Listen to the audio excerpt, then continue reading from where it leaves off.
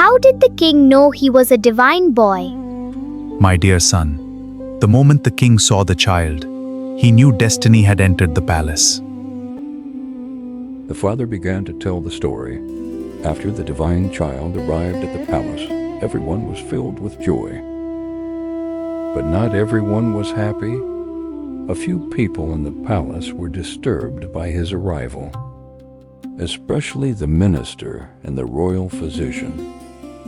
Since the king had no son, they believed they could one day control the future of the kingdom and rule through their own power.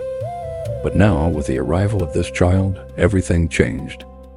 Jealousy slowly grew in their hearts, and soon they began plotting to get rid of the little boy.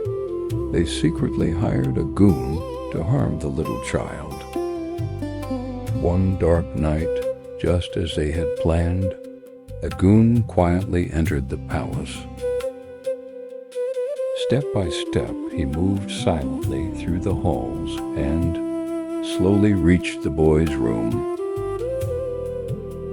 But the moment he looked at the child, he froze in fear. A powerful golden light was surrounding the little boy like a divine shield. Fear took over his heart.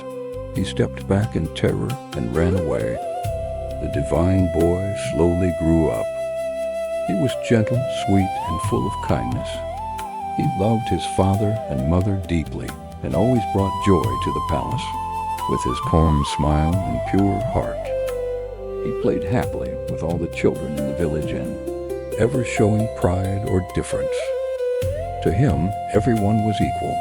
He treated the poor and the rich with the same love and respect. He loved nature, the forests, the rivers, the birds, and every living creature around him. Wherever he went, people felt peace, but the royal physician and the minister were always watching him. One day, when the young boy was near the river, they secretly tried to push him into the water. But the moment they acted, something miraculous happened. The minister and the royal physician stood frozen in fear and ran for their lives, because they realized once again this was no ordinary child. They didn't realize true divinity is not shown through power. It is shown through love. Some years passed, and then another joyful moment arrived in Pandalam Palace. The queen became pregnant. The king and queen were filled with happiness, and the entire palace celebrated the good news. The palace that was already bright with the presence of the divine boy became even more joyful. Songs of happiness filled the halls, and everyone waited with excitement for the arrival of the new child, except the minister and the royal physician.